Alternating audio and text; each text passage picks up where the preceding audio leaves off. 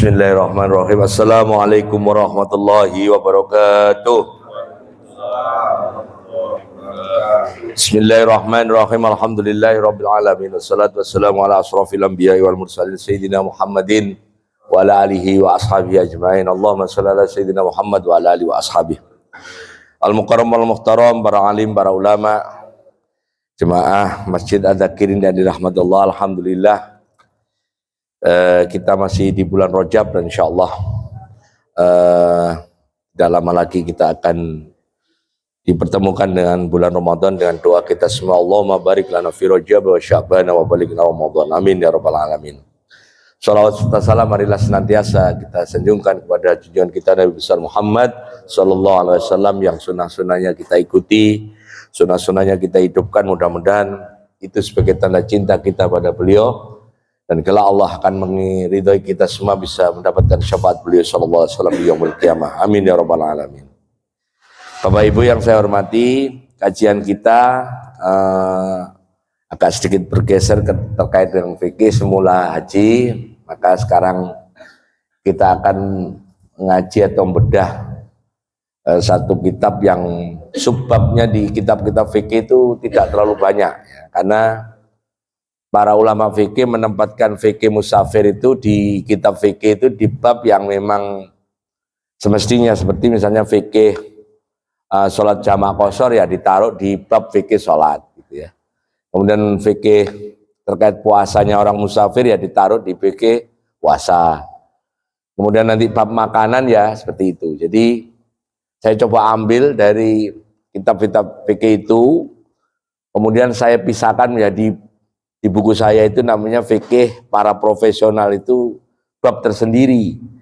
Karena kita punya kebutuhan memiliki satu syariat atau satu fikih yang kita bisa tetap kerjakan ketika kita menjadi musafir ya. Sebagai contoh, jenengan naik pesawat atau naik mobil lah yang sering kita lakukan ya. Itu sebenarnya kalau yang pada umumnya kita pahami, sering kita abai itu dengan kaidah-kaidah fikih yang 4 mazhab maupun yang 5 mazhab.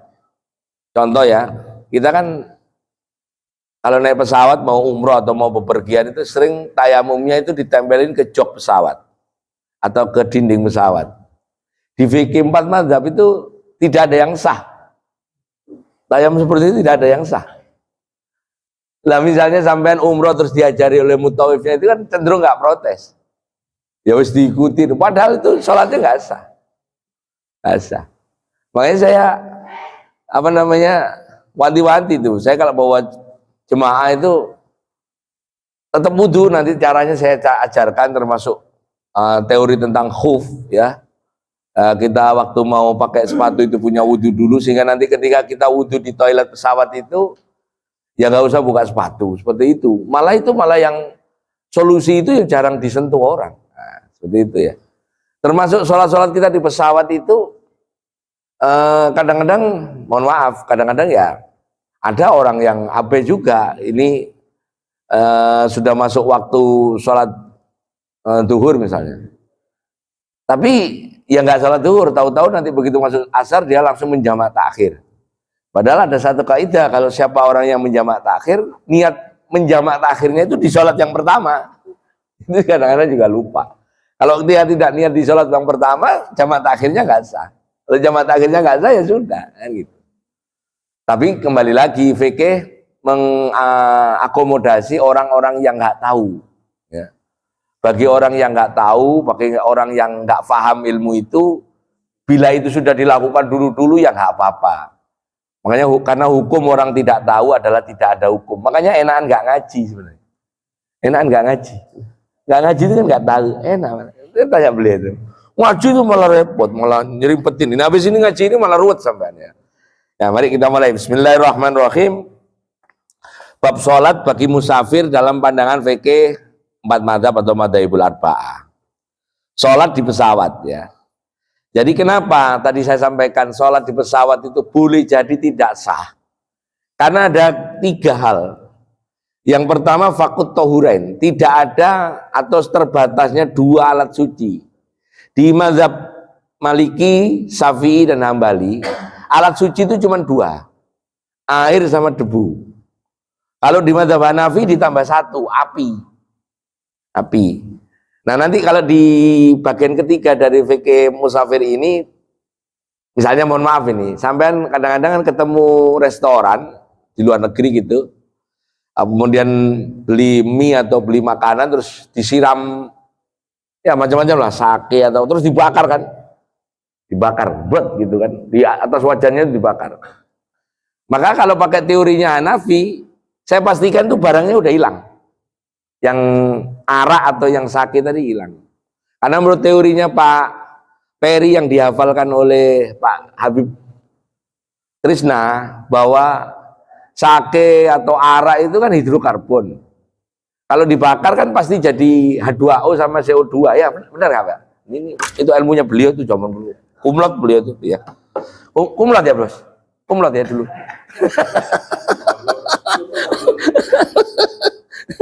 Beliau adik kelas saya tapi pinter.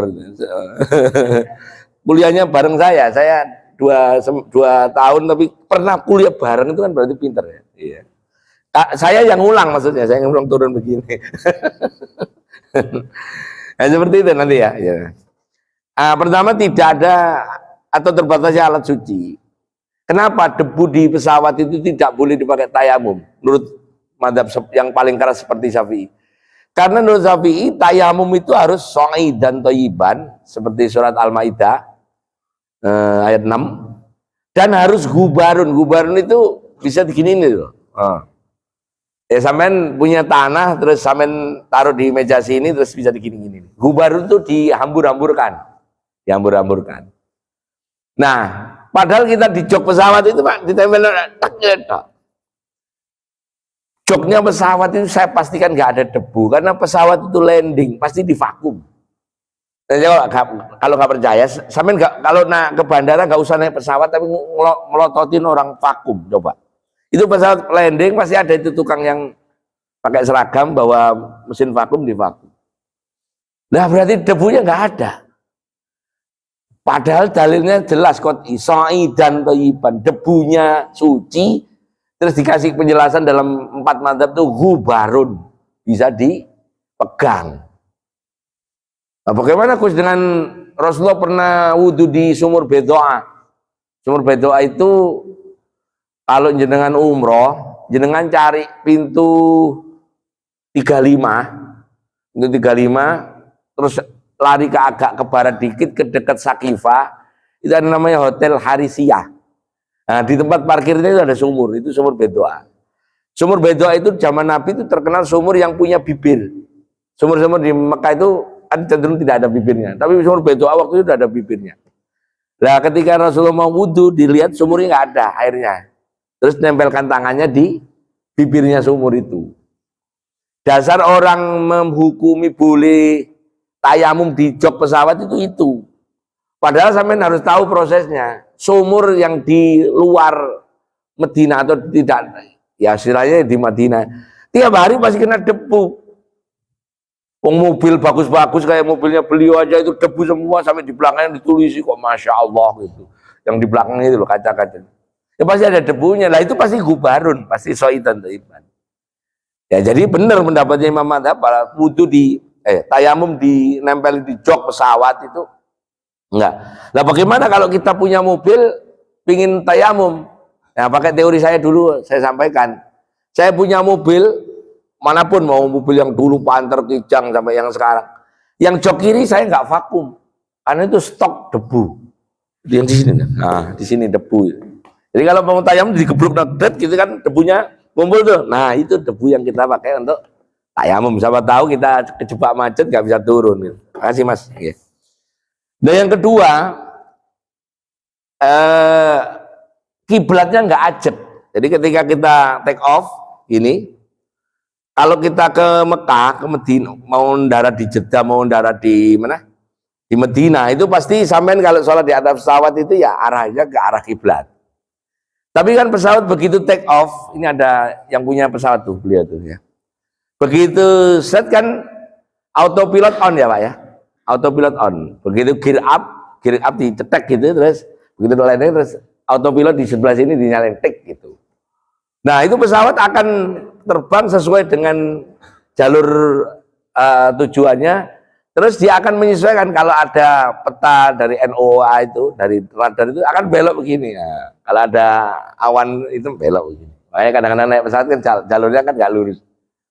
Nah misalnya pas sampai sholat Allahu Akbar terus belok begini kan dadanya nggak ngadep kiblat. Padahal rumus di 4 mazhab ketika sholat dadanya dadal ya nggak ngadep kiblat langsung batal. Ya, saya kasih contoh di darat lah. Ada yang di sini yang badannya bagus-bagus seperti Mas Iwan itu kan badannya bagus ya. Kalau assalamualaikum, mohon maaf, misalnya karena assalamualaikum terus tapi karena badannya ramping sampai begini, assalamualaikum sampai dadanya itu ngadep ke sana, batal sholatnya. Batal. Karena apa? Salam pertama itu masih sholat. Lalu dadanya ngadep ke sana. Nah, kadang-kadang orang gemuk ada gunanya, jadi yang noleh kepalanya doang, kayak beliau saya itu. Alul gemuk wal jamaah, yang lemu-lemu ya. Ya begitu. Nah yang ketiga, ini yang dibahas di semua mazhab, kecuali Hambali. Kakinya nggak istiqror, kakinya nggak nempel ke tanah. Padahal hadis di Sahih Muslim, di Sunan Tirmidzi, di Sunan Abu Dawud, di Musnad Ahmad bin Hambal, karena hadisnya mutawatir. Rasulullah itu kalau naik onta, ya naik kendaraan, begitu masuk waktunya sholat turun, fastaqbalal kiblat, terus ngadep kiblat, ya turun dari rohilah min rohilatihi fastaqbalal kiblat. Nah maksudnya turun dari rohilah itu maksudnya turun kakinya Nabi pasti kalau turun dari onta nempel tanah. Sedangkan sholat di pesawat itu nggak ada contoh. Baik di generasi Nabi, sahabat, tabiin nggak ada contoh. Karena pesawat baru ada tahun 1800-an yang pakai kendaraan. Nah Nabi itu nggak pernah sholat kakinya gantung, itu nggak pernah. Maka sholat dengan kaki gantung itu tidak pernah sah. Tidak pernah sah. Sholat di pesawat itu berarti tidak pernah sah. Ayo piye. Maka akhirnya saya kumpulkan menjadi di halaman terakhir nanti ya.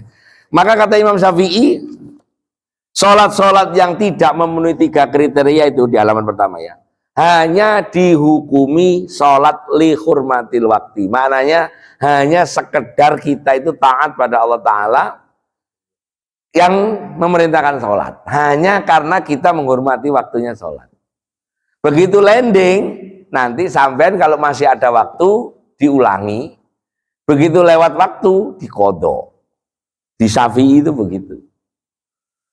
Nah, cuman kalau ini sampean kerjakan ketika bawa jemaah haji atau jemaah umroh, nggak kepikiran ini. Karena begitu landing, urusan imigrasi, ngurusin koper keluar dari apa namanya? Dari conveyor bagasi, ngelewatin pintu, ngelewatin sinar X sampai ke base, gak kepikiran blas. Kalau bawa jemaah, maka nanti yang membolehkan bahwa sholat-sholat yang tidak istiqror itu sah di Hambali. Mazhab Hambali itu mazhab yang paling mudah karena muridnya Imam Syafi'i itu boleh, karena meskipun itu tidak sesuai dengan contoh Nabi, karena keadaannya berbeda, keadaannya berbeda. Ya sudah seperti itu. Ya akhirnya. Ya nanti kalau memang mau tetap saya pindah mazhab. Cuman kan orang sering nanya, cara pindah mazhab itu bagaimana? Ya kerjakan aja mazhabnya, udah pindah mazhab. Seperti wudhu kalau kita umroh kan, kerjakan saja wudhunya cara Maliki supaya nanti kalau gandeng apa istri itu nggak batal. Wudhu Maliki itu pasti nyepot peci karena harus begini, harus seluruh kepala. Kalau wudhunya Syafi'i kan begini. Ya, makanya di wudhu di Maliki kan di Masjidil Haram, Masjid Nabawi kan tempat wudhunya ada tempat duduknya, terus ada tempat peci di depannya. Karena syarat di wudhu Maliki itu 2. Selain di Syafi'i itu ada yang wajib-wajib ada 5 itu, yaitu niat, basuh muka, tangan sampai siku, kepala kalau di Syafi'i sebagian kepala, kaki. Cuman kalau di Maliki ditambahin kepalanya seluruhnya, pas basuh kaki harus digosok. Harus digosok. Lah kita kan Syafi'i kan nggak perlu tempat duduk karena cukup pakai keran krek gitu digantung kadang-kadang ya sakenanya gitu.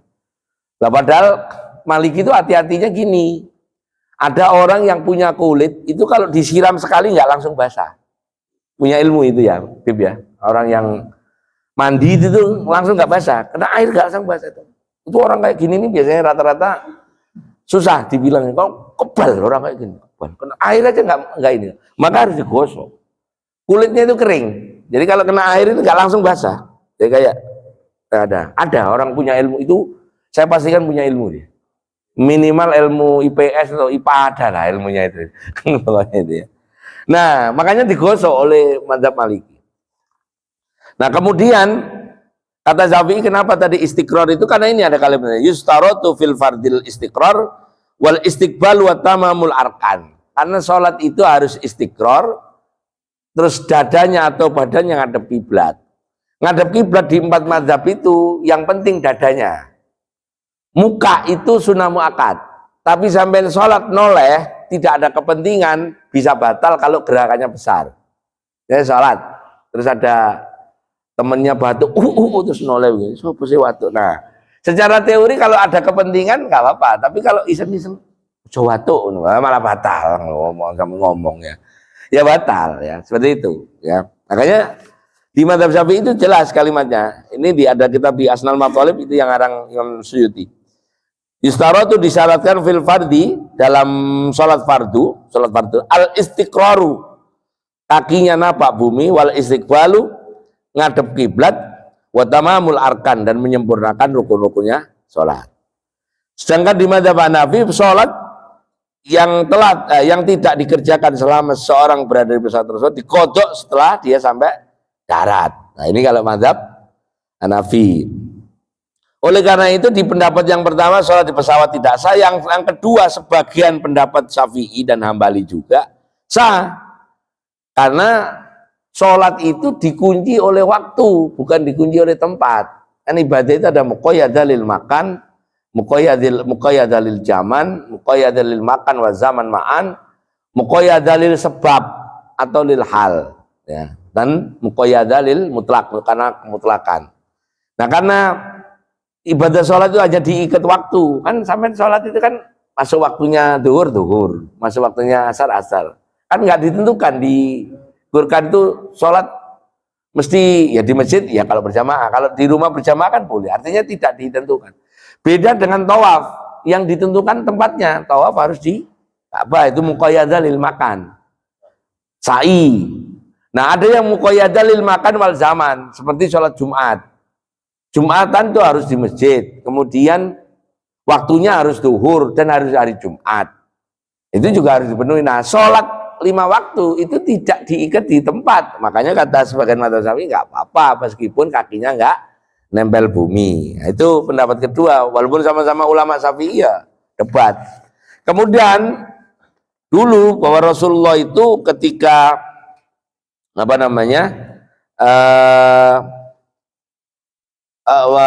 ada peristiwa hadisul ifki itu muncul, jadi hadisul ifki itu ada barokahnya itu surat Al-Maidah itu yang hanya sampai idza qumtum ila sholati faghsilu wujuhakum wa aydiyakum ilal marafiq wamsahu biru'usikum warjulakum ilal ka'bain, terus tambah belakang, terus baru ketika tayamum itu yang bawah itu munculnya belakangan ketika peristiwa hadisul ifki. Hadisul ifki itu kan ada sahabat Nabi namanya Sofwan. Ini saya sedikit cerita dengan sahabat Nabi namanya Sofwan ini. Sofwan ini sahabat Nabi aslinya ring 1, cuman karena kalau ke masjid itu sering tidur, masuk sahabat ring 2. Sahabat Nabi itu juga ring-ringan, ring 1 ya Abu Bakar, Umar, Utsman, Ali, Abdullah bin Mas'ud, Tolha, Jubair, kemudian Abu Musa al-Asy'ari, Zaid bin Sabit itu ring 1. Ya ring 2 ini Sofwan. Jadi waktu pulang perang kan rombongan Nabi, salah satunya di ontanya ada Aisyah. Begitu baru jalan, Aisyah lihat kalungnya nggak ada. Nah ketika jalan nggak ada, ontanya berhenti, Sofwan di belakang. Sofwan ini kenapa kok kececer di belakang? Pertama kalau sholat pasti di sof yang terakhir. Kedua kalau pas taklim pasti Sofwan ini tidur. Di barokahnya ada Sofwan ini terus, dan dia cenderung cuek kalau diomelin cuek. Makanya di kitab tafsir atau bari, kenapa Allah itu memilih Sofwan yang nuntun ontanya siapa? Aisyah? Karena Allah itu mau menunjukkan hujah bahwa begini, Sofwan nggak mungkin ngapa-ngapain sama ibu Aisyah, karena wongnya rada pekok, rada agak cuek, nggak mungkin kalau dia ganggu ibu Aisyah. Yang kedua dia ngantuan, pasti walaupun nonton onta tidur, nah gitu kan. Ya, makanya barokah ngantuan itu kadang-kadang perlu juga. Nah, ada orang ngaji kan pakai doa bismika Allahumma akhi amut, itu kan niru Sofwan itu. Nah, makanya sampai 40 hari Sofwan diteror oleh orang Medina. Kamu itu bawa istrinya Rasul begini ini. Nah, karena Sofwan itu dianggap itu diteror orang, ya tetap tidur. Tetap bisa tidur. Coba kalau seandainya yang bawa itu kebetulan itu Abu Musa al-Asy'ari. Oh, bisa stres ya. Untungnya Sofwan. Nah, Sofwan itu ketika nonton itu sampai di tempat sana, waktu udah mau habis. Maka terus sahabat nanya, ya Rasul ini kita udah mau habis, ini saya nggak ketemu air. Turun surat Al-Maidah yang tentang tayamum itu. Salah satunya ya karena peristiwa hadisul ifki, ini yang ini. Ya. Jadi tayamumnya ya dengan debu tadi. Jadi peristiwa tayamum, nggak ada satupun teks yang menyebut tayamum tangannya itu bersih, nggak ada. Tayamum berarti tangannya ada debunya. Dan sampai coba ke pesawat nempel ini, nggak ada apa-apanya. Kayak inilah, ini nggak ada. Ya nggak sah kita tayamum di sini. Tapi anehnya tuh hampir semua travel Butawif nggak pernah ngoreksi. Makanya tahun lalu waktu pas pandemi, ketika Kemenak nggak ngadakan perjalanan haji, Kemenak nemukan buku saya yang di toko, judulnya Peta Perjalanan Haji. Itu di situ saya tulis bahwa tayamum tidak menggunakan sa'idan thayyiban itu batal. Nah, akhirnya Kemenak lihat buku itu, saya disuruh ngomong ya di depan para penulisnya Kemenak sama litbangnya Kemenak. Saya cerita kalau buku sampean harus ngomong itu. Harus bilang di buku haji itu harus ada bahwa tayamum di pesawat itu menurut mazhab Syafi'i dan sebagian besar mazhab itu nggak sah. Yang mengesahkan cuma satu, Hambali. Tulis saja. Jadi seandainya pun orang mau pakai tayamum cara yang nempelkan di jok atau di dinding pesawat, ya sudah dia harus intikal. Intikal itu pindah mazhab. Nah, buku yang tahun lalu yang dipakai haji warnanya coklat itu sudah ada itu. Atas saran dari saya, bagian besar saya beritahu, dan karena saya cocokkan dengan buku saya. Yang kedua, penjelasan pesawat di pesawat terbang. Ini langsung ke halaman 3. Akhirnya dari omongan depan tadi, mulai tayamum, pakut tohunain, karena nggak ada atau terbatasnya alat suci, kemudian dadanya atau ngadep kiblatnya nggak ajeb, terus kakinya nggak nempel tanah. Akhirnya saya kelompokkan ada 3 pilihan. Kalau sampai naik pesawat ngelewatin waktu sholat. Yang pertama, ini pilihan yang paling ikhtiyat, paling hati-hati. Wudhu dengan air di pesawat. Karena wudhu di pesawat itu relatif repot, maka dari 11 rukunnya wudhu, 11 pekerjaan wudhu, mulai cuci tangan, nyela-nyela jari, kemudian jenggot, kemudian masukkan air ke hidung, dikuntan lagi, kumur-kumur, terus semuanya 3 kali, lewatin, nggak usah. Jadi yang utama-utama aja, niat, kemudian basuh muka sekali, asal semua, tangan sampai siku ya sekali saja, kepala, anak kita mau pakai maliki ya seluruhnya. Nah, begitu kaki, supaya wudhu yang nomor 1 ini gampang, waktu mau berangkat umroh atau waktu mau berangkat safar, sampai sudah punya wudhu, terus pakai kaos kaki, terus pakai sepatu. Kalau sampai sudah punya wudhu, pakai kaos kaki, pakai sepatu, nanti di perjalanan sampai Bandara Kentut nggak masalah. Mau pipis nggak masalah, asal sepatunya nggak kecepret telek lah. Nah, kan nggak ada di Bandara Telek pitik kan nggak ada. Jadi ya sudah. Begitu pesawat terbang seret ini ke toilet. Nah, di toilet itu ada cingkir kecil gini, cingkir kertas. Karena kalau kerannya pesawat itu kan nggak ada ulirannya. dipencet atau pakai sensor. Ya sudah, taruh aja gelasnya di bawahnya sini. Ya sudah, pakai tangan kiri ditumpahin sini, niat buka. Nah, karena wudhu di madzhab Maliki dan Syafi'i itu tipikal. Sampai kalau itu hanya ngusapnya sekali, ya, misalnya ini saya taruh begini, maka jangan dilepas, begini terus ditempel. Kalau ini dilepas, maka yang tadi barusan nempel nggak ada gunanya, harus diulangi lagi karena menjadi mustakmal. Mustakmal itu artinya air suci tidak menjadi mensucikan lagi karena mustakmal. Airnya suci tapi tidak mensucikan, maka tambahan sampai lempel terus sampai batasnya muka ya, sampai yang ada rambutnya sampai depannya telinga, sampai depannya telinga. Yang kedua, tahan lagi, pegang yang kanan sekarang ini, terus ini semua basuh semua juga jangan dilepas. Terus ini yang kanan sudah, terus kepala taruh seluruhnya. Nah, pas kaki taruh usapin aja atasnya sepatu, seret ke tempat duduk sholat. Cukup 3 gelas cukup, 3 gelas kecil kan gelasnya yang itu. Nah, gimana kalau gelasnya habis ya, sampai ini agak ada effort dikit lah.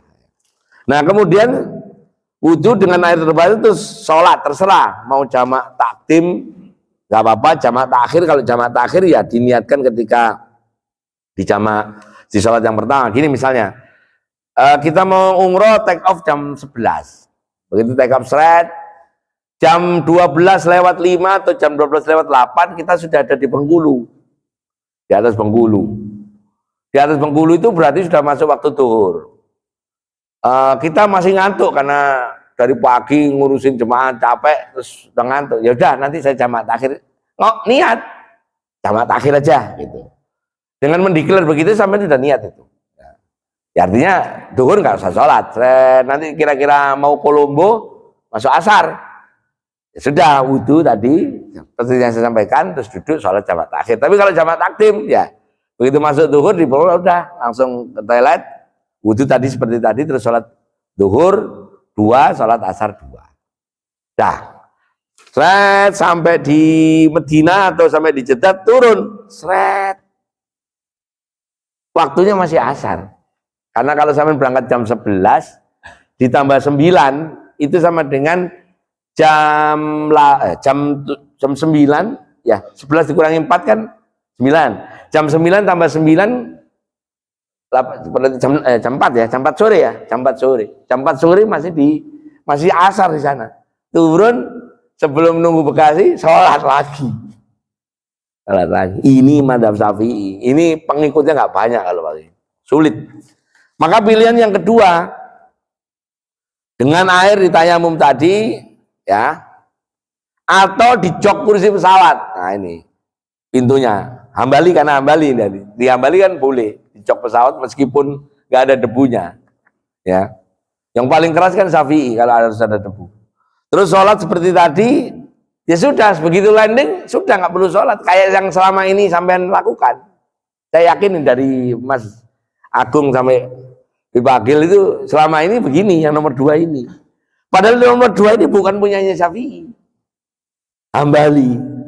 Nah, cirinya Hambali salah satunya nggak kunut. Padahal imamnya tadi kunut. mestinya pakai yang atas. Nah, berarti kalau kita pakai yang nomor 2 intikal, pindah madhab. Cuman rumus pindah madhab kan sampean udah tahu ya. Nggak boleh 3, nggak boleh seketika, nggak boleh dalam keadaan normal. Ini kan normal, nggak boleh kita pindah-pindah, nggak boleh. Yang ketiga nggak boleh ngambil enteng-enteng. Yang dulu saya pernah pakai contohnya Habib Keke yang nikah itu loh, itu nggak boleh ambil enteng-enteng. Misalnya kalau bab wali boleh menikahi janda tanpa wali, itu punyanya Hanafi, janda. Ya. Jadi kalau nikahi janda nggak usah pakai wali, langsung orangnya aja nikahan. Ya, tapi kata Imam Malik jandanya harus jelek, ya, dan tua. Kalau kayak Nikita Mirzani ya harus pakai wali ya. Terus kalau pakai Maliki harus nggak usah pakai saksi, asal diumumkan di grup WA nggak apa-apa. Nomor 3, tanpa mas kawin menurut Dohiri. Nah, ini nggak boleh diambil enteng-entengnya, dicampur. Bab wali ngambil Hanafi, bab saksi ngambil Maliki, bab mas kawin ambil doi. Akhirnya nggak pakai wali, nggak pakai saksi, nggak pakai mas kawin, harus sah. Nah, itu yang saya maksud. Ketawa beliau. Padahal ini pintu yang enak kalau untuk ini. Nggak boleh, agama nggak boleh dibuat gampang itu. Sama dengan ini, nggak boleh iseng-iseng aku pindah madzhaban, nggak boleh kalau normal. Ya nggak boleh. Ya harus seperti yang kita lakukan aja. Nah yang paling enak nomor 3, walaupun agak repot. Begitu masuk waktu sholat, sampai nggak usah wudhu, nggak usah tayamum, dzikir aja, subhanallah, alhamdulillah, wala ilaha illallah, Allahu akbar, dah. Terus tidur lagi. Kalau makan ya makan. Sampai waktu sholat berkali-kali, misalnya ke Amerika 15 jam, ini kayak Om Gito ini dulu pernah ke San Francisco, ya 15 jam, waktunya kan berkali-kali tuh, bisa 2-3 kali waktu.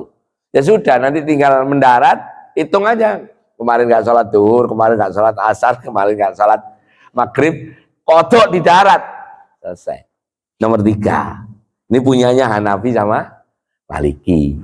Ya karena tadi itu, kenapa Hanafi Maliki begitu? Sholat di pesawat nggak akan pernah sah. Ngapain? Ya ganti zikir aja. Ini mungkin sampai baru tahu yang nomor 3 ini. Baru tahu, mungkin loh ya. Ini ada di kitab-kitab dulu, kitab-kitab klasik. Cuman karena babnya itu nyempil kecil, nggak diomongin orang. Nah kebetulan kan saya harus cari kalau mau ngajari jemaah kan harus saya cari. Ini ada di mana? Ada di kitab sholatnya Madzhab Hanafi. Seperti kitabnya itu Hasyiah Ibnu Abidin, di bab sholat ada. Di Maliki, di Muwatta ada. Di kitab-kitab turunannya juga ada. Kalau waktu yang mana? Yang nomor atas. Iya, karena nggak pernah sah lihormatil waktu. Yang Syafi'i lihormatil waktu.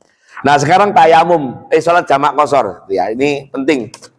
Kadang-kadang kita abai ini. Kenapa saya buat tabel yang lumayan panjang ya, sampai 9 poin, 9 angka. Tolong dipahami ya, sholat jamak dan sholat qashar itu 2 sholat yang berbeda. Bukan satu sholat. Makanya di bab aslinya kitab fikih itu sholatul jam'i wa sholatul qasri. Begitu bunyinya. Jadi sholat jamak dan sholat qashar. Babnya itu loh. Nah kita sering memakai sholat jamak qashar itu begini. Sholatul jam'i wal qasri. Padahal itu 2 sholat. Nah, makanya saya tulis sholat jamak dan sholat qashar mestinya itu. Ada sholatnya lagi di depan qashar itu. Saya bagi lagi 2 itu. Yang nomor 1 hukum sholat jamak dulu. Di mazhab 4, mazhab yang melarang sholat jamak itu mazhab Hanafi. Karena Hanafi mengatakan sholat jamak yang nyontoh Rasulullah hanya ketika haji. Jadi Rasulullah itu menjamak sholat di dalam teks riwayat hadis hanya pas haji. Waktu mulai berangkat dari Medina tanggal 28 Februari, ya tahu bulan Dzulqa'dah tanggal 20, tepatnya 28 Februari tahun 630.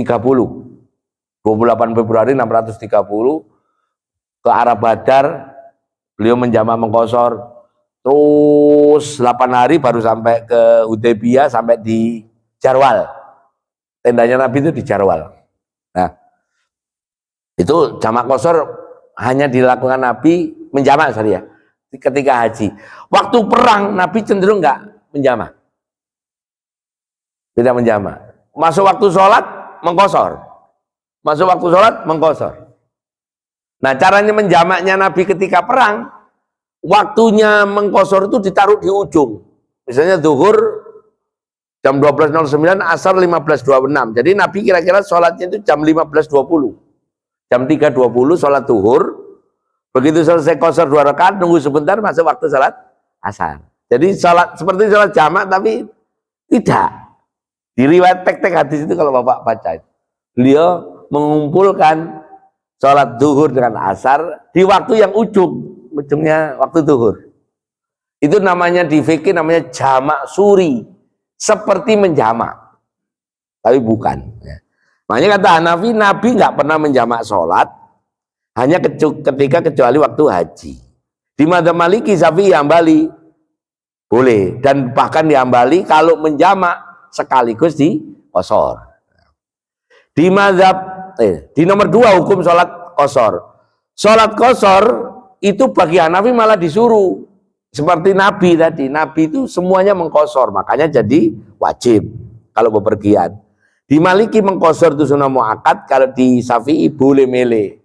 Nanti kalau kita sholat di perjalanan zuhur misalnya, kita di rest area 5 di sana, di arah Bandung, di Purwakarta, ikut makmum orang sana zuhur 4, tapi sampai sudah meniatkan sholat jamak dengan asar jamak takdim, ikut 4 kan.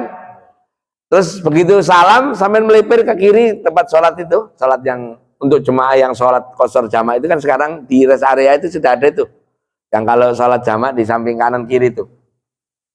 Sholat asarnya 2 qasar boleh. Kan tadi 4 ikut apa? Ikut orang yang makmum, ikut berjamaah. Tapi begitu sampai lanjut qasarnya boleh 2, karena memang jamak dan qasar 2 sholat yang berbeda. Nah, selama ini kan menganggapnya kalau 4 asarnya 4, enggak, 2 boleh. Kalau sudah punya ilmunya enak ini. Nah, terus sebab syarat sholat jamak, karena Hanafi konsisten hanya boleh di Arafah sama di Mina, ya sudah. Sampai nggak punya alternatif, kita geser ke kanan. Di Maliki orang boleh ketika safar boleh, ketika sakit boleh. Jadi besok-besok kalau ada jenengan sakit atau jagain orang sakit, karena repot juga kalau tiap waktu sholat langsung wudhu atau langsung tayamum terus sholat, ya sudah, masuk waktu zuhur, yang sakit itu masih sadar, meskipun nggak bisa bangun dari tempat tidurnya, ya sudah, seka saja pakai air untuk wudhu, kemudian kalau nggak ada air ya tayamum. Nah, tayamum di rumah sakit itu hukumnya kayak pesawat tadi. Kalau rumah sakitnya yang VVIP kayak RSPP, Premier, Siloam cenderung bersih. Tempat tidurnya cenderung, tapi kalau penyakit RSUD itu agak kotor, itu bisa untuk tayamum. Jadi gitu aja rumahnya. Tempat tidurnya itu loh. Saya nggak ngeledek ya, ada orang RSUD nggak ini? Bukannya ini dokter Edi, bener ya? Tempat tidur kalau yang di rumah RSUD ada debunya, ada nggak? Atau bersih? Ada debunya. Nah, ini dokter loh ya yang ngomong. Sakit, hujan kayak gini, nah, nanti ada penjelasannya. Tanah berlumpur, ini gandengannya haji, ya. Ini saya mau ngecek yang sudah pernah pergi haji. Sampai waktu dari Arafah di Muzdalifah itu jamak apa? Jamak takhir kan? Nah, kalau Nabi jamak takhir, tapi tanpa dikosor isanya. Ya. Nah itu. Jadi kemudian Syafi'i safar hujan, sakit nggak ada kalau di Syafi'i. Nah ini, kalau seandainya menjamak takdim, sholatnya dimulai dari sholat yang pertama. Tapi kalau jamak takhir, Bapak boleh mulai sholat yang kedua. Misalnya gini loh, kita tadi yang di Purwakarta masuk waktu zuhur, Bapak tetap harus sholat zuhur dulu baru sholat asar. Tapi gitu jalan, milih nggak? Ya udahlah nanti sholat jamak takhir aja. Akhirnya sampai Bandung udah masuk asar. Ada orang jemaah di masjid di Bandung sana sholat asar dulu kan, ikut aja sholat asar, baru kemudian sholat zuhur boleh. Ini maksudnya. Kalau sholat jamak takdim, sholat yang pertama didulukan. Kalau sholat jamak takhir, sholat pertama boleh ditaruh nomor 2. Boleh juga ditaruh di nomor pertama, boleh. Khusus untuk jamak takhir, niatnya harus ditaruh di jamak takdim waktu masuk sholat pertama. Jadi waktu di rest area Purwakarta nanti aja jamak takhir, ya sudah 12 sampai Bandung asar baru jamak takhir. Kalau seandainya tadi di waktu zuhur nggak meniatkan sholat jamak takhir, maka sholat jamak takhirnya batal, karena dianggap abai dengan sholat. Karena rumusnya orang sholat itu pertama ingat, oh ini zuhur.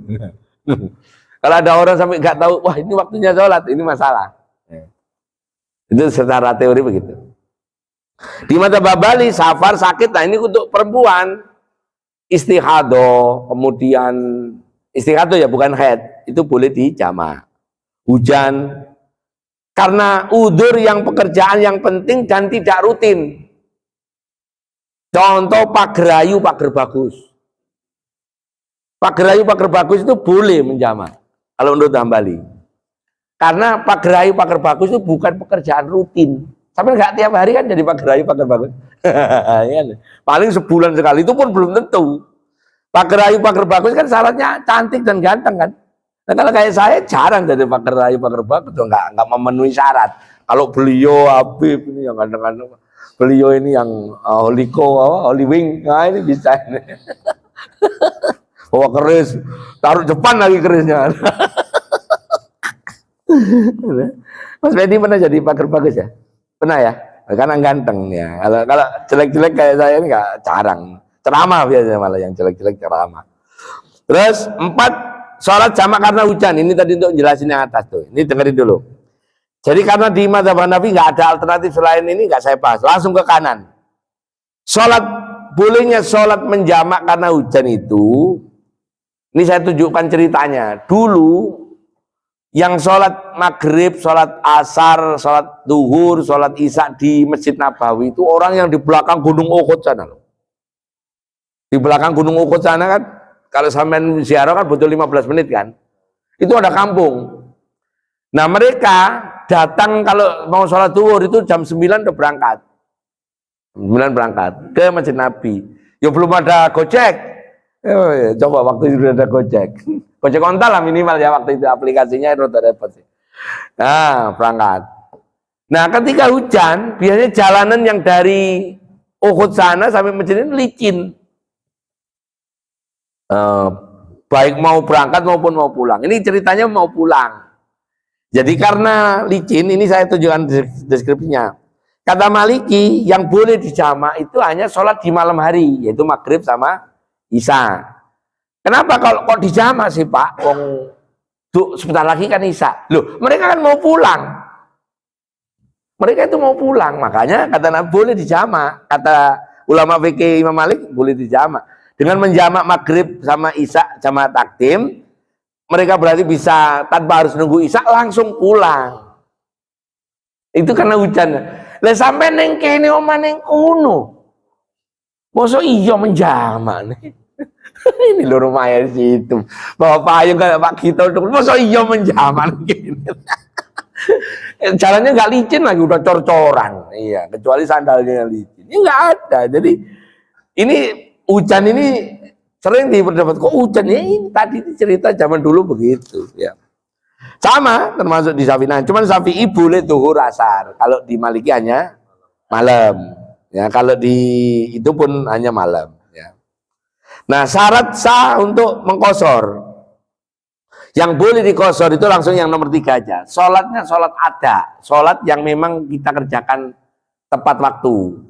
Nggak boleh kita mengkodok sholatnya dikosor. Ini loh, dulu masih ingat ya materi saya. Ketika kita muda, terus ketika balik, itu kan, ya mohon maaf ya namanya masih nom-noman, apalagi yang sekolahnya di STM yang nggak pernah bawa buku, cuman diginiin, di lenteng gini terus taruh di saku begini ya.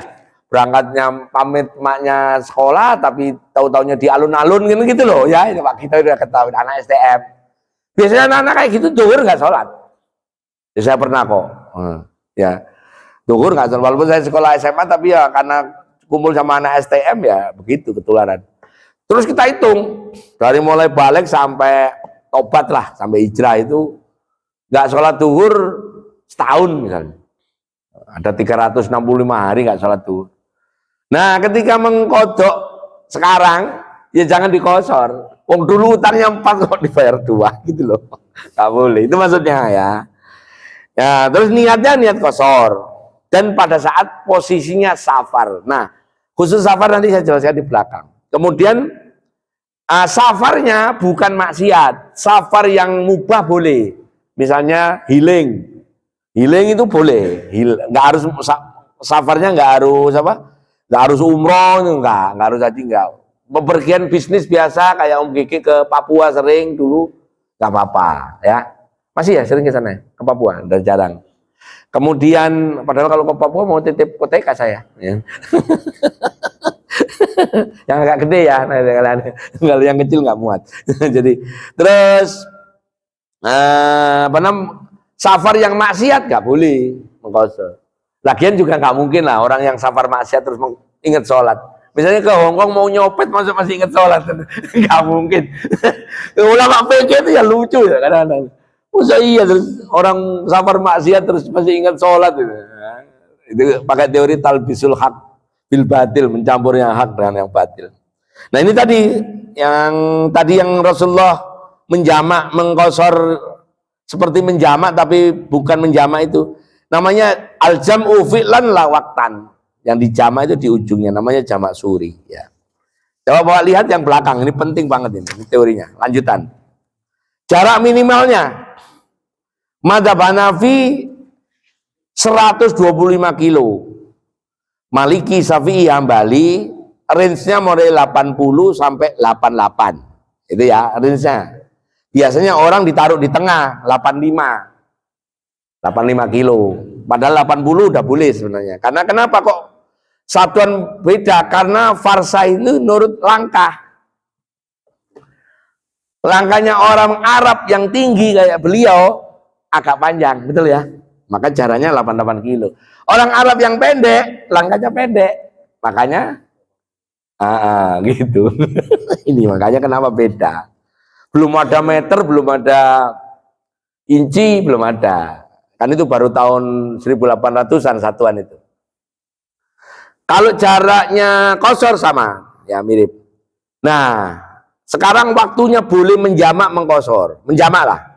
Di Hanafi 14 hari, datang dan pulang nggak dihitung. Di Madzhab Maliki, Syafi'i 3 hari, datang dan pulang tidak dihitung. Maksudnya gini, misalnya besok Senin berangkat. Kalau pakai Maliki itu Syafi'i. Waktu berangkat Senin itu nggak dihitung. Sampai di sana Selasa baru mulai dihitung, Selasa, Rabu, Kamis mau pulang lagi, Jumatnya nggak dihitung. Berarti maksudnya nggak dihitung boleh menjamak. Senin dan Jumat boleh, 5 berarti. Hitungannya jadi 5 ya.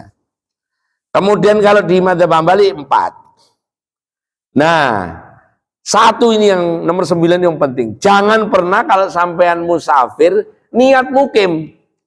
Saya kasih contoh ya. Misalnya sampean mau ke Lampung. Niatnya memang mau jalan-jalan. Memang mau nginep. Cuman terus sampai di Bakau ini, dah kita tinggal di Lampung aja lah, barang sehari. Nah, hilang itu semua fasilitas. Yang biasa ke Lampung ini tak ingat-ingat ini. Waktu itu pamer mobilnya saya nggak diajak masalahnya ini. Makanya saya ingat itu. Ini sama berdua ini orang ini. Di Lampung ya jangan ngomong aku tinggal tinggal di sini. Jangan, ya biarin aja. Nggak usah ngomong apa-apa. Begitu kita ngomong mau tinggal di situ, seluruh fasilitas jamak qasar nggak boleh diambil. Ada seperti orang mukim.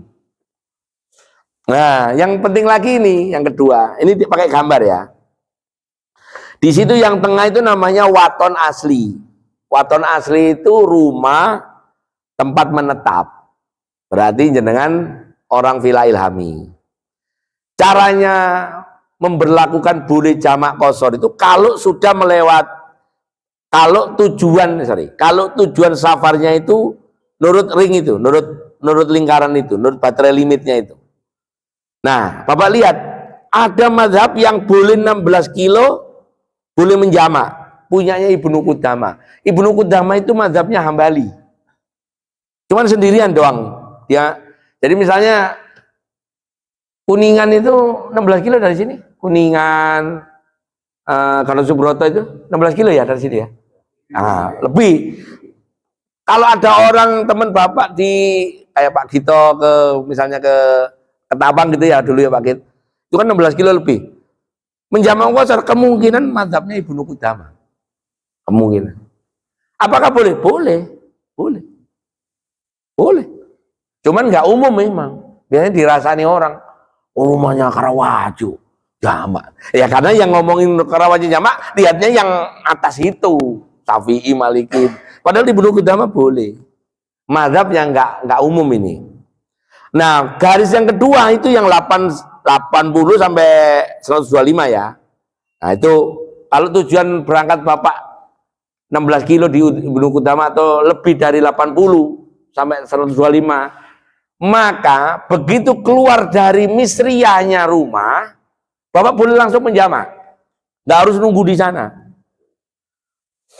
Orang ini Villa Ilham ini Tangerang apa Tangerang Selatan? Bandara Tangerang kan? Nah, sampean belum boleh. Kalau saya umroh ke bandara adalah saya keluar kota. Saya ke Tangerang Selatan, bandara itu Tangerang. Jadi misalnya saya mau umroh, masuk misalnya take off saya jam 2. Saya sholat duhur sama asar di bandara. Karena saya orang Tangerang Selatan. Tapi Bapak nggak boleh orang Tangerang. Oh, kabupaten. Kalau sana? Oh, ya boleh berarti. Ya boleh berarti ya. Boleh ya. Kabupaten itu Tangerang kota ya. Ya berarti keluar. Apa itu misriyah? Yaitu tempat ada 3. Ada sultannya, ada kodi pengadilannya, ada al-amnu itu pengamanan. Berarti ada bupati, wali kota. Jadi kalau di Indonesia itu misriyah itu setingkat kabupaten kota. Ada kodinya pengadilan, baik pengadilan negeri maupun pengadilan agama. Yang ketiga ada amnu pengaman, polsek sama kodim. Polres sama kodim, polres sama kodim. Kalau ada wilayah yang ada 3 ini, maka itu disebut misriyah. Nah, gitu. Jadi orang yang keluar dari kotanya, maka meskipun baru sampai di bandara hanya berapa kilo ya, kalau pakai Syafi'i kan hanya 20 kilo, sudah boleh menjamak mengqashar.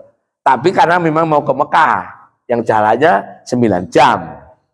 Kurang lebih 7.000 kilo, atau ke Jogja naik kereta, ya sudah sampai di stasiun yang menjamak mengqashar, padahal masih di Gambir, boleh. Rumusnya itu. Begitu juga baliknya, sampean dari Surabaya belum sholat duhur, belum sholat asar, terus niat dan nanti sholat asar aja di bandara, gitu ya. Darat di Cengkareng, masih masuk asar, belum maghrib, langsung sholat duhur, sholat asar, jamak takhir. Boleh, karena masih belum masuk Tangerang Kabupaten. Nah, gitu. Kayak saya belum masuk Tangerang Selatan pun. Tapi kalau sampai bablas lewat Banjarwijaya, saya masuk sini, udah boleh, dosa. Nah, gitu. Kayak saya begitu.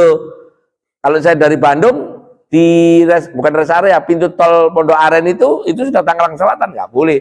Makanya saya sholatnya biasanya di Pasar Rebo, pom bensin. Terus sholat musolanya bagus. Nah, itu terus Jamak takhir berarti kita rumahnya di sini. Sholat di Islami belum boleh, nggak boleh. Nggak boleh, nggak boleh. Iya, sudah masuk rumahnya. Gitu ya. Jadi makanya nggak usah jauh-jauh di Karangtengah itu udah boleh. Kalau saya di Banjarwijaya udah boleh. Ya masuk tol terus turun lagi ke Banjarwijaya, sholat terus ke bandara boleh. Walaupun saya ke rumah Banjarwijaya kan nggak sampai 10 kilo itu kalau lewat tol yang sekarang. Misalnya kerja di Jakarta, maghrib macet, boleh diniati jamak takhir. Jamak takhirnya boleh? Oh, nggak boleh kalau itu. Jadi rumusnya bepergian itu adalah bepergian yang punya tujuan tunggal, bukan orang yang wirawiri, sopir angkot kita kerja, bukan. Sampean kan misalnya saya kan ke Ketapang, 30 kilo ya Pak kita ya. 30 kilo. Waktu habis rapat asar, perkiraan saya sampailah sebelum maghrib saya sudah di rumah. Ternyata di Tomang macet, masuk maghrib sampai kilometer 13 gak nyampe. Ya gak ada alternatif jamak qashar. Wong saya bepergiannya tidak masuk 80 kilo, meskipun beda misriyah, tetap kuncinya di jarak ya. Jarak ini di mazhab 4 itu pokoknya jarak, bukan masalah gampangnya transport. Saya ke kantor macet, saya ke Surabaya, cepetan saya ke Surabaya. Iya dong, naik pesawat tuh. Ke kantor macet bisa lama itu di Tomang, kan gitu. Nah, itu buktinya. Jadi, kalau ke Surabaya saya boleh menjamak qashar, walaupun hanya 1 jam, tapi kalau saya ke kantor nggak boleh. Kenapa? Masih dalam jarak nggak sampai, bukan misriyah, belum sampai 80 kilo, karena kita pakai Syafi'i, Maliki, Ambali tadi. Jadi solusinya bagaimana kalau misalnya saya tadi maghrib, nunggu di 13 belum, waktunya sudah menjelang jam setengah 8, ya sudah, stok tayamum saya yang sopir sebelah kiri itu saya pakai. Kebetulan mobil saya yang ini kan semi otomatis itu, saya pencet mode semi otonomous, asal ada garisnya jalan, nggak usah digas, udah geblok ini blok ada debunya, tayamumnya. Tayamum, insya Allah akbar salat, biarin mobil itu jalan-jalannya. Oh ternyata kosong, ngegas lu ngeng, salat lagi, boleh sampai selesai. Begitu. Nah karena tadi aturannya Syafi'i apa namanya, itu hanya lihurmatil wakti, sampai rumah saya salat lagi. Gimana supaya kita nggak repot, pakai yang nomor 3 tadi, di halaman 3. Begitu masuk zuhur kok nggak sampai kilometer 13, subhanallah, alhamdulillah, wa la ilaha illallah, selesai. Tadi ini loh, yang ini.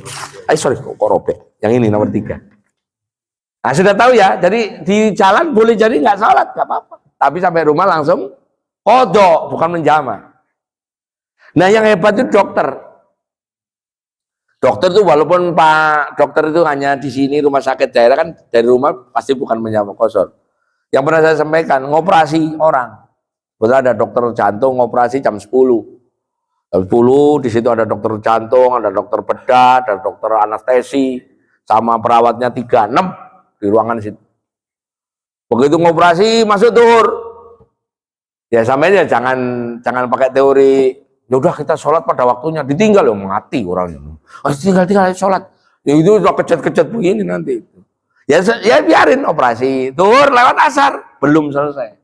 Lewat maghrib belum selesai. Sampai isya selesai. Dokter sama perawatnya tadi sama dokter sholat zuhur, asar, maghrib di waktu isya boleh. Sama dengan polisi ngatur lalu lintas sampai nabrak waktu boleh. Tentara jaga boleh. Meskipun nanti tentara ada sholat khauf. Sholatnya qadha, bukan sholat jamaah. Bukan di jamaah zuhur sama asar enggak. Sholatnya tetap zuhur 4, salam selesai, asar 4. Salam selesai, maghrib 4, maghrib 3, salam selesai, isya 4. Nah. Boleh sendiri munfarid, boleh berjamaah. Sampai sini terus gerak jalan, ternyata nggak langsung tujuan, mampir. Maunya ke Lampung, mampir ke Merak. Di Merak. Kuliner, kok maleman, besok aja ke Lampungnya. Akhirnya nginep di Merak, di sini. Ya masih boleh menjawab, boleh. Udah lewat itu kabupaten Merak kan kabupaten Serang, nah, boleh nyebrang ke Lampung. Ya gitulah. Di Lampung kok, ayo kita langsung ke Padang.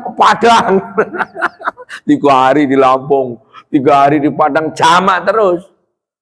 Begitu sampai Padang kok kayaknya kita perlu ke kilometer 0 ke Aceh. Nyoba mobil baru kan ya, sampai sana balik ke Medan, sampai Lebaran berikutnya. Ini Jepang Toyib ini. Ya gitu ya. Itu waktunya hitung dari kita berangkat dari rumah? Enggak, kalau sampai stay temporary dihitung lagi awal. Jadi kalau dihitung dari rumah udah habis. Di Merak 3 hari, jalan lagi ke Lampung. Udah pindah kan ini loh, yang kotak yang bawah. Pindah lagi 3 hari lagi. Pindah lagi 3 hari. Pas sudah ada 100 lokasi, pas tahun. 3 hari. Memang survei dia, bukan. Nah, cuman ini saya kasih catatan ya, khusus untuk menjamak mengqashar itu di 3 mazhab. Maliki, sebagian Syafi'i, dan sebagian Hambali. Kalau kita punya keluarga di kota itu, tidak boleh menjamak mengqashar. Keluarga itu bisa istri ya, yang dimaksud ya.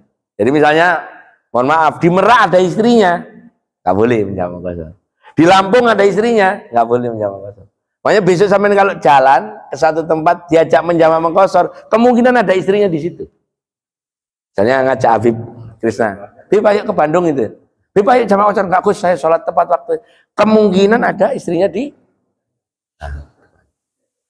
Ya karena ini tadi. Karena orang itu kan istrinya cuma 1 ya, Bib ya. 1 di Karawaci, 1 di Bandung, satu di Jogja, satu isinya. Itu ya. Jadi penyebab gugurnya jamak qasar itu secara umum cuma 2, 3 dengan waktu ya. Waktunya habis, kemudian sudah sampai rumah atau balik lagi ke rumahnya. Yang ketiga punya keluarga di situ, maka waktu sudah tidak boleh. Ya, plus 1 meniatkan diri untuk tinggal.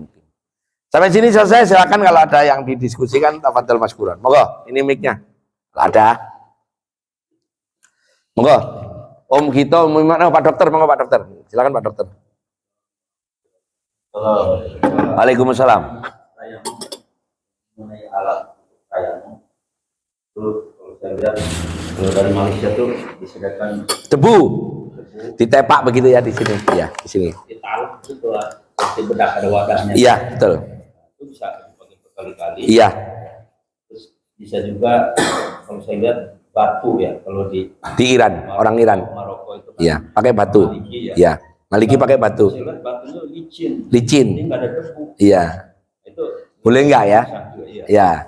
Jadi kalau Bapak lihat teks aslinya, benda yang boleh dipakai selain Syafi'i untuk tayamum itu benda-benda yang berasal dari tanah. Batu. Ya. Keramik dari tanah bukan? Keramik ini. Dari tanah tuh? Silika kan? Ya boleh, batu. Apalagi? Yang boleh dari tanah, batu bara. Manusia dari tanah. Jadi kalau di Maliki tayamum pakai batu yang licin itu boleh. Batunya yang diolesin, iya, atau ditempelin, iya. Jok pesawat itu dari tanah bukan? Kalau diurus-urus ya dari bahan petrokimia, ya benang kan petrokimia kan, dari tanah hidrokarbon dari tanah. Tapi kan bukan itu maksudnya ya, dari tanah bentuknya ya debu, pasir, batu, iya, boleh Pak. Nah, sedangkan yang di Malaysia itu Bapak bisa cari di Tokped, harganya 10.000. Kayak gini, terus dibuka begini, nanti udah buka. Misalnya kita semua umroh bareng, dah di pesawat dari porsi yang depan sana lah, tayamum selesai, kan dorbatain, plek, pukulan pertama untuk muka, pukulan kedua karena kita bawa istri masing-masing supaya nggak senggolan sama istri nggak batal. Pakai teorinya Maliki nggak sampai siku, sampai sini aja, cuma gini aja, nah, sampai di sini aja. Kalau Maliki hanya sampai sini, kalau Syafi'i sampai sini, dah pindahin ke bib, apa? Enggak, karena enggak ada mustamal. Enggak. Debu nggak ada mustamal. Debu nggak ada mustamal. Ini pindah sini. Apa? Tayamum kan dari tempat sini, jangan dipakai ini lagi terus pindah. Oh, enggak. Kalau debu nggak ada mustakmal. Tuh sampai selesai tutup lagi untuk umroh lagi tahun depan. Harganya kalau di Tokped yang sama tepaknya 100, kalau debunya aja 10.000. Cari deh di Tokped. Gara-gara itu. Nih. Apa loh saya itu beli kok. Beli saya. Saya kadang-kadang kalau umroh nggak beli juga, pakai sapu tangan. Saya manjat ke plafon. Plafon saya ada yang bolongan kan ada manhole tuh. Manhole-nya saya geser pakai senter, telek-telek apa tuh, cecek saya pinggirin. Sapu tangan saya tempelin begini. Pelek. Wah, udah debunya nempel sini. Lipet, masukin tas. Dah umroh. Nanti begitu yang anunya tempat makan buka, taruh, ini kan debu. Soidan toyiban gubarun. Nggak usah beli kalau itu. Apa? Iya gitu. Clear ya? Ya. Ada lagi silakan Pak Dokter. Sholat musafir, misalnya dari Jakarta kan, waktu maghrib datang misalnya, itu masih macet. Nah, untuk sholat di awal waktu, terutama nggak atau kita menunggu nanti di rest area, sholatnya telat. Sebenarnya sholat itu sampai kalau musafir itu ada kesempatan nggak di awal waktu atau di ujung waktu, nggak masalah. Kalau misalnya di awal waktu sudah di rest area atau belum masuk maghrib lah, belum masuk maghrib kalau saya terusin ke Tangerang kelamaan, ya sudah, belum maghrib kita belok aja ke rest area, kan masih waktu asar, misalnya ini ya. Tapi ternyata maghrib udah masih di kebun jeruk ke kilometer 13 itu bisa sejam kalau lagi macet kan. Itu yang dimaksud ya. Apakah sholatnya di kebun jeruk atau di rest area kan? Ya sampai sempatnya kapan? Untuk melakukan awal waktu gitu. Iya boleh. Puasa langsung. Iya boleh. Kalau ya tadi tetap prosedurnya ya. Kalau nggak ada air tayamum. Berarti jok sebelah kiri. Makanya kalau ke tukang cuci mobil jangan divakum. Jok sebelah kiri itu, jangan divakum. Nah, ini bersih itu. Yang jok itu kan ada sampai yang apalagi jok yang terbuat dari bukan kulit ya. Kulit gitu bul. Nah, begitu bul ada gubarun itu. Tebu berdebangan itu namanya gubarun. Itu boleh untuk tayam. Gubarun. Ghin, doma, ba, alif, run. Gubarun. Gubarun. Berhamburan maknanya. Gobaro kalau di Quran biasanya. Yeah. Itu ya Pak, dokter? Yeah. Lanjut. Tadi siapa Pak Iwan atau Mas G? Jenengan, moga. Waalaikumsalam warahmatullahi wabarakatuh. Moga Pak. Ulang Ustaz, untuk kita lupa sholat. Lupa sholat.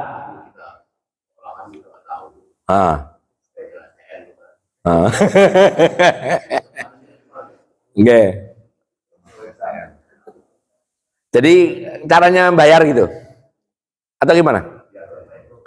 Gini loh, sholat kita yang kita perkirakan dulu kita abe, baik sengaja atau tidak, itu memang kalau bisa dihitung.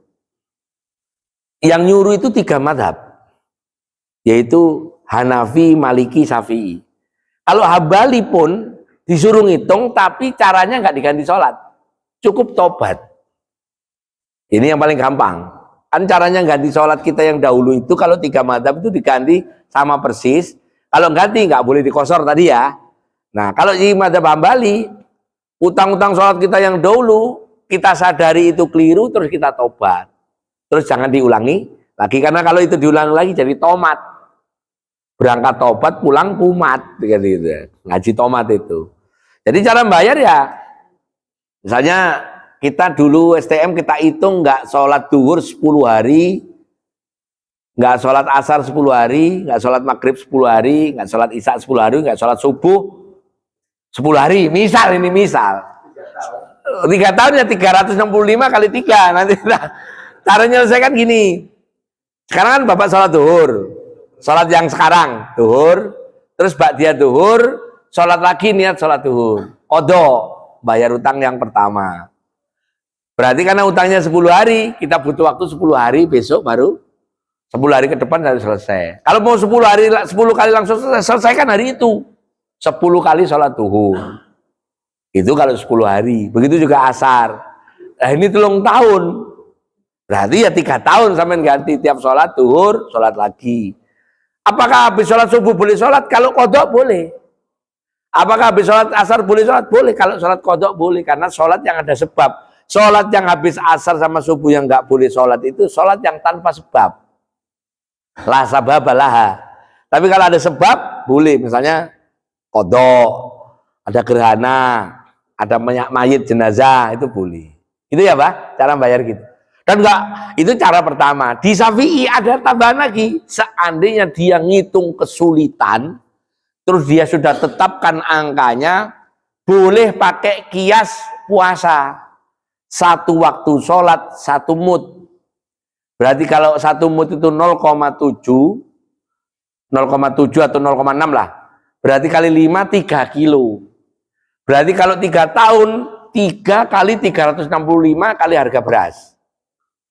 Jadi besok-besok kalau ada orang bawa 1 truk beras, kemungkinan bayar sholat. Iya. 365, ya? Iya. Hampir 1 ton, iya. Terus cari orang fakir miskin, bilang ini fidyah saya sholat. Begitu juga di mazhab Syafi'i, kalau kita punya keluarga, waktu bapak kita atau ibu emak kita kemarin nggak sholat di rumah sakit. Jadi waktu STM udah nggak sholat 3 tahun, terus mati. Waktu mau mati di rumah sakit nggak sholat lagi. Ya tinggal dihitung mas. Asal dia pernah ngomong aja. Saya kemarin waktu adik saya 5 tahun yang pas COVID kemarin meninggal, istrinya saya panggil. Itu kemarin dirawat berapa hari? Sekian hari. Sholat nggak sholat 3 hari. Ya sudah. Anaknya yang lagi saya panggil itu ganti sholat. Anaknya yang gantiin. Boleh. Atau kalau enggak ya beliin beras saja 3 5 kilo, 3 kilo kali 3 hari, 10 kilo beliin satu kantong itu kasih orang, udah. Begitu sama. Itu ya Pak, boleh diganti beras. Nah yang paling enak mantap Hambali, cukup astagfirullahaladzim, ada, jangan diulangi lagi, cukup. Itu Ibnu Taimiyah, Ahmad bin Hambal itu sama, Ibnu Qayyim Jauziyah itu pendapatnya. Karena saking sulitnya ngitung nggak sholat, kebanyakan.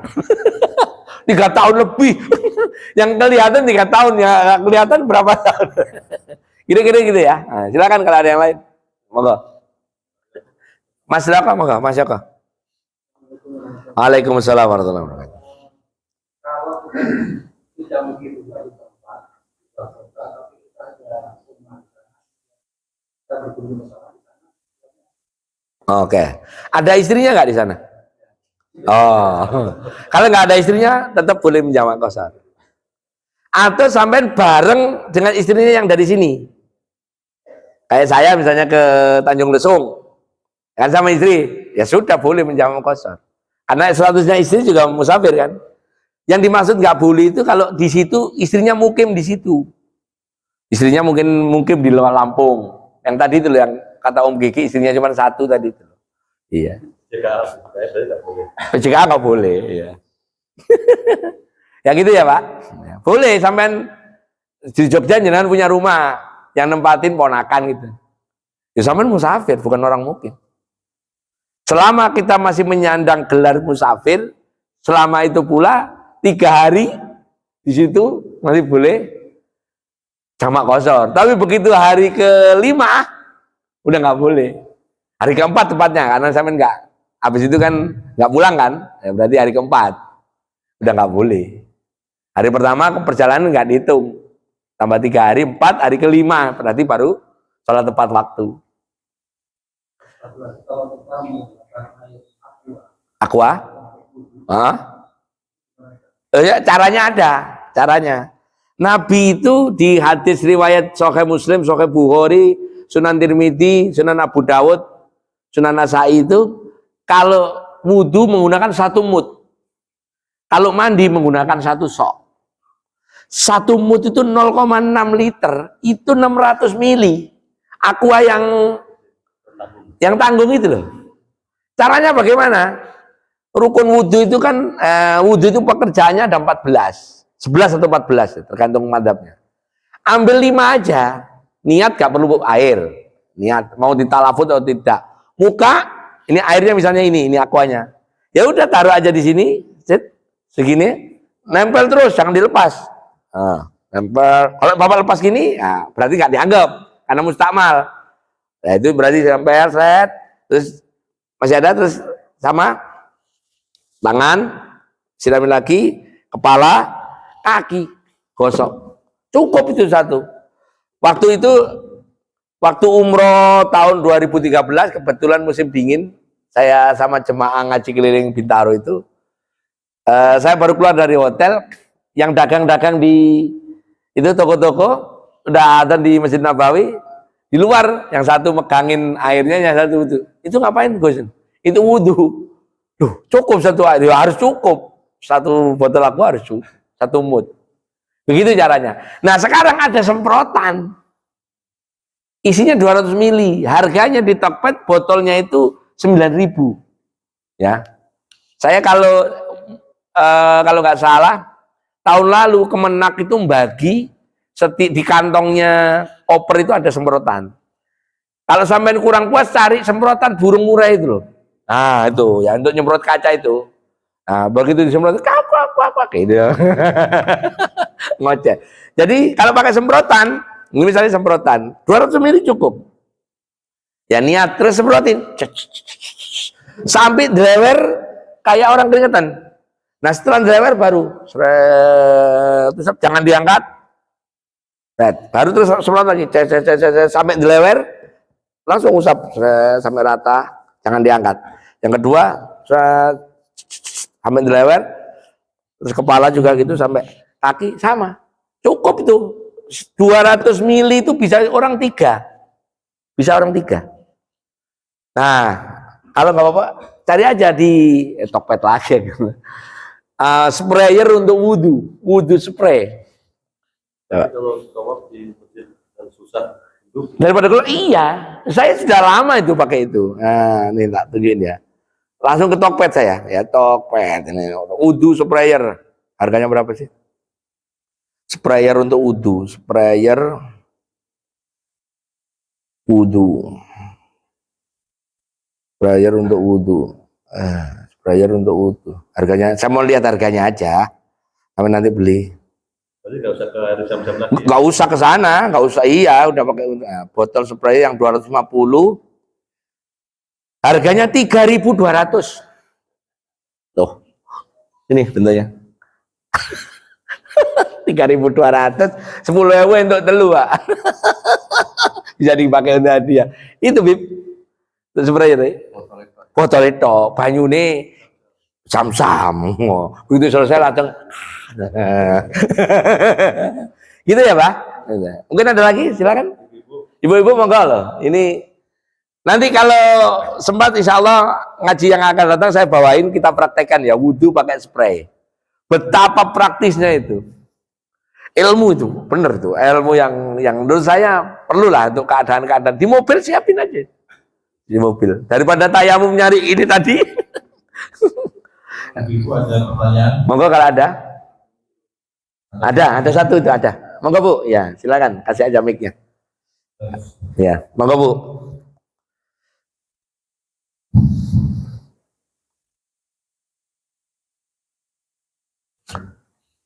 Atau sekarang juga dibeli yang kepalanya aja, botol aquanya juga bisa langsung dipasang. Waalaikumsalam, monggo Bu. Nggih.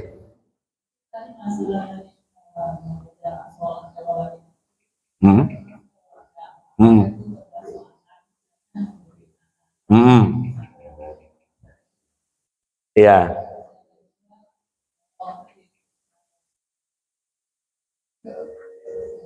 Iya. Bagaimana kalau orang jilbaban? Ya. Ya, oke. Sudah ya. Jadi bepergian yang membolehkan jamak qashar itu pertama syarat pertamanya jarak. Jaraknya yang di 4 mazhab jumhur itu 80 kilo. Yang paling jauh 125. Kemudian setelah jarak adalah tujuan bepergiannya tidak maksiat. Kunjungin anak di pondok kayak beliau atau ibu tadi, atau healing, glowing healing, ya boleh, holy wing tadi ya, yang wing-wingan ya. Asal tidak untuk maksiat, ya misalnya mau berangkat ke Hongkong mau nyopet, nah iya gitu, ya pokoknya nggak untuk maksiat ya. Jadi tujuannya memang happy sama keluarga. Terus ketiganya, ketika kita kapan mulainya adalah ketika melewati misriyah, itu untuk bolehnya. Jadi ibu mengunjungi anak di pesantren, di sekolahan, ngekos di luar kota ya boleh. Ibu berangkat sama bapak ya semuanya boleh. Yang nggak boleh bagi laki atau perempuan, misalnya suaminya ada di tempat itu atau istrinya ada di tempat situ dan suaminya itu tadi memang tinggal di situ, kita tinggal di tempat lain, nah itu baru nggak boleh. Kemudian bagaimana hukumnya yang kalau orang perempuan wudhu ngusap jilbab, ini ceritanya. Jadi di mazhab Maliki dan mazhab Hambali itu dikasih pintu. Seandainya ada perempuan wudhu di ruangan terbuka ya kayak gini ya, ada potensi dia bisa buka aurat, maka saran wudhunya memang nggak dibuka jilbab. Jilbabnya cukup seperti perlakuannya terhadap khuf, diusap aja, nggak usah sampai basah. Ya, tapi waktu tadi pakai jilbab, waktu berangkat ibu sudah punya wudhu. Syaratnya itu, ya, syaratnya itu.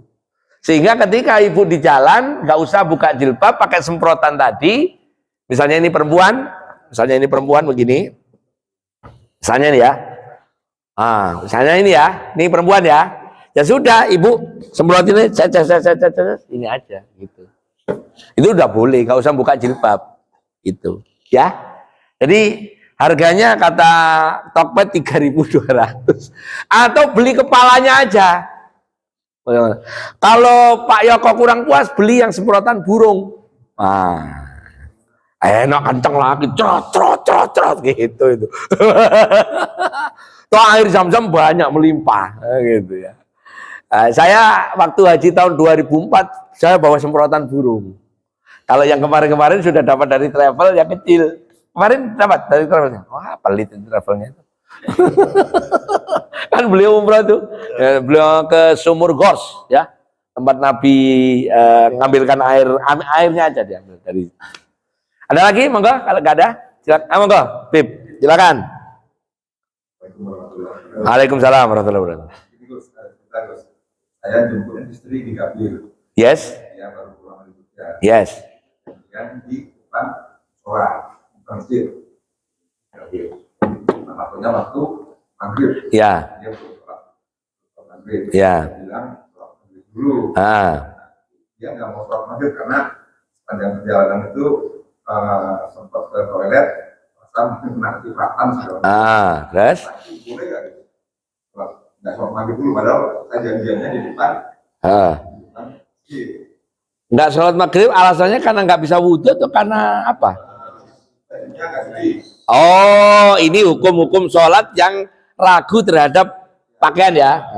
Pilihannya tetap sholat atau tidak sholat. Nah, itu aja pertanyaannya. Sebenarnya kejadiannya nggak hanya itu. Kita di kantor pakai celana panjang, kalau pipis nggak ada protektornya, saya yakin itu nyiprat. Ngetesnya gampang, sampai cari tisu, sampai taruh di sini. Terus bapak pipis saja. Nanti terus tisunya bapak terawang ini, pasti ada totol-totol itu. Nah, totol-totol itu air kencing. Totol-totol bening transparan pasti air kencing. Nah, kalau kita merasa di situ kita curigai tadi misalnya kena pipis atau kena najis, pakai teori kalau itu bentuknya tidak, wujudnya tidak besar, seperti totol-totol itu kayak kita makfu, maka cukup diciprat-cipratin. Makanya di PGN itu gara-gara pernah dengerin ngaji gitu, banyak yang celananya itu di sini basah semua. Lu kok basah? Ini Rugus Arifin gitu jawabannya, karena pakai nama saya nggak terusin. Oh ya sudah gitu. Ini temannya Pak Gito itu ada di kantor itu ya. Begitu, karena dia mau sholat. Begitu juga istri kita mungkin yang dirasa nggak najis itu ada dua. Pertama di kaki, di dekat tanah. Ya sudah, waktu wudhu suruh tetap aja sholat, suruh nyiprat-nyipratin. Seperti kita basuh air kencingnya bayi laki-laki 3 bulan yang belum makan minum hanya kecuali ASI. Kalau bayi perempuan najis mutawasito. Kalau yang makfu itu najis air kencingnya laki-laki. Makanya gara-gara itu dulu pesantren nanya, kenapa air kencingnya laki-laki yang 3 bulan sama air perempuan, bayi perempuan yang 3 bulan kok beda? Ternyata memang lebih pesing yang perempuan. Lebih pesing itu apa? Ini loh di daerah Daan Mokot itu loh. Ya. Ya gitu ya Pak. Tetap suruh sholat. Dan karena istri jenengan baru dari Jogja, langsung suruh sholat Isya. Bapak yang nggak boleh. Karena bapak jemput. Dan iya kan? Ini ada 2 orang, bapak jemput. Istri yang baru pulang dari Jogja. Istri bapak masih boleh menjamak takdim dengan Isya di Gambir karena belum masuk ke Tangerang. Bapak jemput karena Gambir nggak memenuhi 80 kilo, hanya sholat maghrib saja. Itu bedanya. Kalau orang jemput istri saya dari Jogja, saya ikut jamak takdim, ya nggak boleh, wong bapak jemput. Gitu ya, kira-kira itu mudah-mudahan terjawab ya. Ada lagi? Kalau nggak ada, ayo monggo Pak Dokter, menarik nih, monggo. Untuk keperluan yang mendarurat, misalnya nonton bola atau nonton bioskop. Oke. Nah, ya gini, di fikih Syafi'i ya, ini saya tunjukkan. Memang kadang-kadang nakal kita keluar di situ, ya. Iya. Di mazhab Syafi'i itu begini bunyinya, boleh orang menjamak sholat, ya, bila pekerjaannya itu tidak rutin. Nonton film tiap hari apa nonton film waktu itu aja? Nonton bola lah yang pasti ya. Ke Senayan, ya nonton PSSI aja. Di Senayan lah, di Senayan. Ini saya kan dulu kalau waktu di Surabaya kan saya nonton di 10 November. Biasanya zaman itu sih memang nggak kepikiran sholat, belum ngaji ya. Ya inget-inget aja dulu nonton di Tambak Sari, udah nggak sholat, masuknya nyerobot pula. Bonek kan, nah, gitu ya. Jadi boleh menjamak sholat untuk pekerjaan yang tidak itu rutin, tidak rutin, boleh. Misalnya mohon maaf, sampai nerima tamu ini nggak mulai-mulai, ya nggak apa-apa, nggak apa-apa. Kecuali tamunya 3 hari ya, nggak boleh. Yang jarang-jarang nonton film berapa seminggu sekali kan nggak rutin, boleh. Konser Westlife kayak kemarin ya di mana? IC di IC Westlife, yang di JIS itu Dewa. Iya. Yang pulangnya macet itu ya di sini boleh. Makanya kalau orang paham, loh itu kan bukan pekerjaan mubah asal bukan maksiat. Nah, nontonnya film bagus kan ya, bukan film nggak kena kan? Hah? Oh, film itu kok Nabi Muhammad message, the message. Film-film perjuangan ya. Iya. Boleh Pak, asal nggak tiap hari. Tapi itu di madhab Syafi'inya bukan Imam Syafi'i ya. Syafi'iyah. Ulama Syafi'i. Ulama yang pengikutnya Syafi'i. Namanya Syekh Ar-Romli. Imam Romli. Ya, Bujai Romi ini kitabnya. Boleh. Boleh ya dokter? Apalagi dokter yang ngobatin pasien, pasti udah boleh. Healing, healing boleh. Oke? Cukup ya? Mari kita doa, mudah-mudahan Allah SWT memberikan kita apa yang kita hajatkan dikabul oleh Allah Ta'ala. Yang punya utang lunas utangnya, yang sakit Allah sembuhkan sakitnya, yang punya masalah selesai masalahnya, yang mau haji mau umrah hasil maksud. Allahumma barik lana fi Rajab wa Sya'ban wa barik lana Ramadan. Al-Fatihah. A'udzubillahi minasyaitonir rajim. Bismillahirrahmanirrahim. Alhamdulillahirabbil alamin arrahmanir rahim maliki yaumiddin. Iyyaka na'budu wa iyyaka nasta'in ihdinas siratal mustaqim. Shiratal ladzina an'amta 'alaihim ghairil maghdubi 'alaihim waladdallin. Doa kafaratul majlis, subhanaka wa bihamdika asyhadu an la ilaha illa anta astaghfiruka wa atubu ilaik. Wallahul muwaffiq ila aqwamit thoriq. Assalamualaikum warahmatullahi wabarakatuh.